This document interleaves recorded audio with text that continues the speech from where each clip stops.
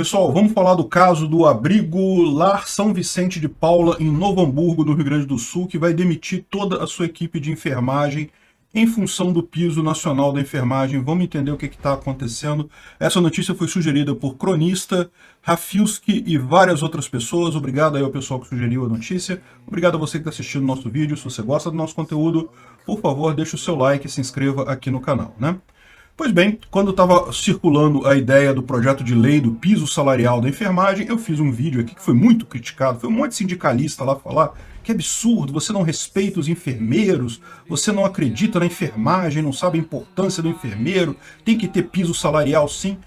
E bom, eu mantenho tudo que eu falei no vídeo porque o problema todo é que não dá para brigar com leis da física. E a lei de mercado, a lei da oferta e da demanda, é uma lei física. Ela vai acontecer inexoravelmente. Quando você aumenta o salário mínimo, o que você faz é provocar desemprego. Sempre, inevitavelmente, todas as vezes.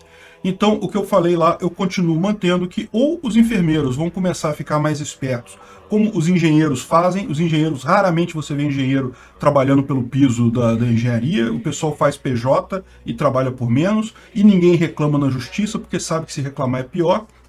Ou os enfermeiros partem para esse princípio também, ou vai ter um desemprego massivo nessa área. Então, antes de mais nada, deixa eu deixar claro, esse caso aqui não é o problema. Esse caso vai se resolver, eu vou explicar por quê. Esse caso vai se resolver, então isso aqui não é o que eu estou dizendo que vai acontecer em todos os casos, mas que vai acontecer esse tipo de coisa, vai. Então, qual que é o caso aqui? O Lar São Vicente de Paula, em Novo Hamburgo, é uma instituição de caridade que funciona à base de doação para cuidar de velhos, de pessoas idosas que não têm apoio familiar, cujas famílias não têm capacidade de cuidar daqueles idosos, né? Quem está nessa situação sabe como é que é realmente é muito caro esse tipo de coisa, então é um trabalho voluntário que eles têm. O local onde é o lar lá, ele foi doado pela prefeitura, na verdade está incomodato pela prefeitura, mas fora isso a prefeitura não ajuda em nada, então é tudo obtido através de doações e coisa e tal. As próprias famílias dos internos de vez em quando ajudam também, eles fazem campanhas para arrecadar dinheiro e assim eles mantêm o cuidado lá dos idosos. São 43 idosos que estão nesse lar, que é uma entidade beneficente. Assim como esse, existem milhares no Brasil. Um monte de lugar existem atividades locais beneficentes que cuidam de idosos. E o que eles tinham lá? Eles tinham uma equipe com 2 enfermeiras, total de 13 pessoas, 2 enfermeiras e 11 auxiliares, técnicas de enfermagem, desculpa, 2 enfermeiras e 11 técnicas de enfermagem, que trabalhavam no cuidado dos idosos e coisa e tal, e com o aumento do piso, do valor do piso, eles vão ter que demitir a equipe inteira.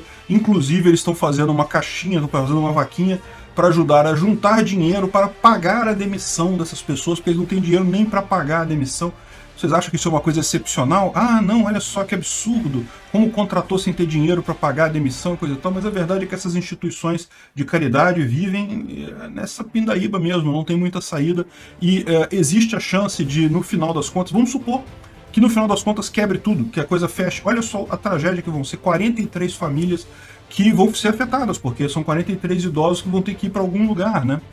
Enfim, é uma situação bastante complicada que está acontecendo lá em Novo Hamburgo e que vai acontecer no país inteiro. Eles fizeram a conta e perceberam que o custo mensal aumentaria 40 mil reais para honrar esses valores, e eles simplesmente não têm condições de fazer isso. Eles poderiam diminuir o número, ao invés de ter 2 enfermeiras e 11 técnicas, eles poderiam ter um número menor, só que aí isso esbarra na legislação da enfermagem, que requer que a equipe de enfermagem tenha no mínimo determinado número de enfermeiro para evitar que acabe sobrecarregando as enfermeiras lá no trabalho. Então já tem uma legislação dizendo que é obrigado a ter um determinado número por turno e coisa e tal, para evitar sobrecarregar a enfermagem, né?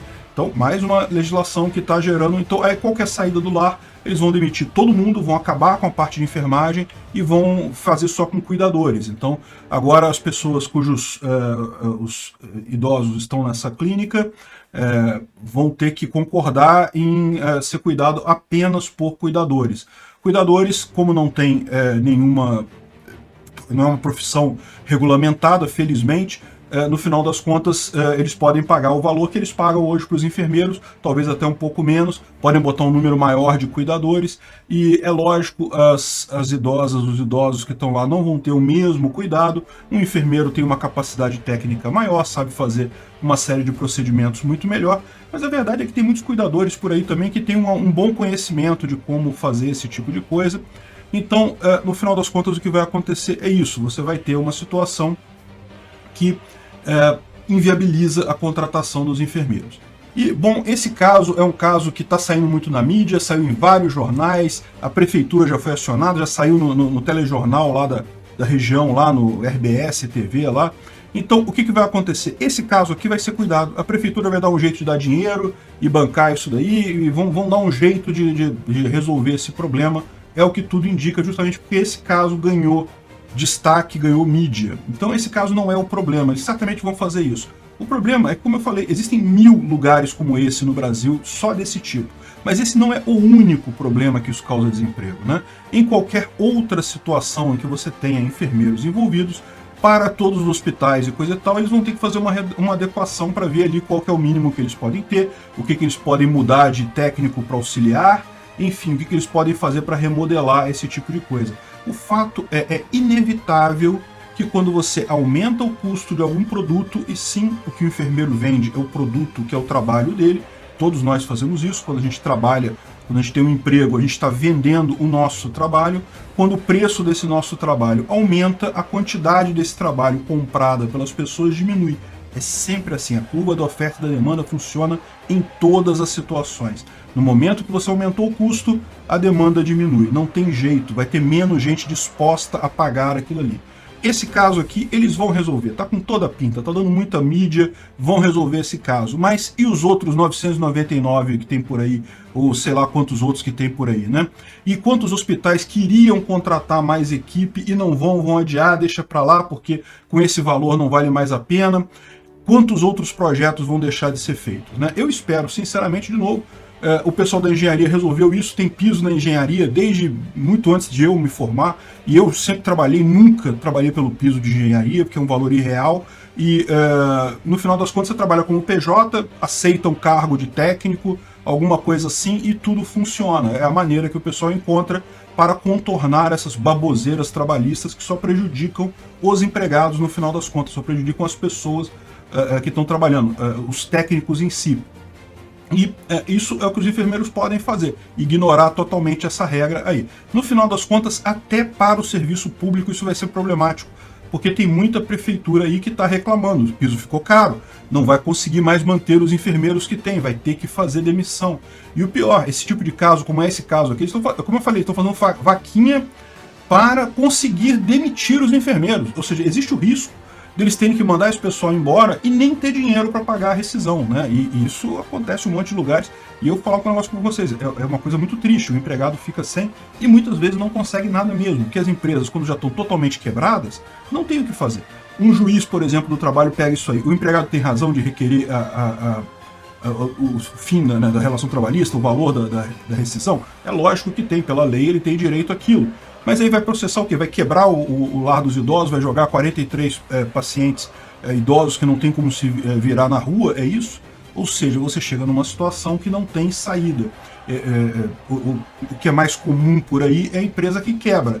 Empresa que quebra, às vezes demite todo mundo sem pagar a rescisão, e o pessoal, meu amigo, nem adianta entrar na justiça requerendo decisão, que você vai perder seu tempo, vai ficar um tempão na justiça requerendo a coisa, vai ganhar, lógico, porque você tem direito àquela rescisão, a empresa não vai nem mandar representante para negociação, nem nada, você vai ganhar e vai receber o quê? Nada, porque na verdade a empresa quebrou, não tem dinheiro, não vai conseguir nada.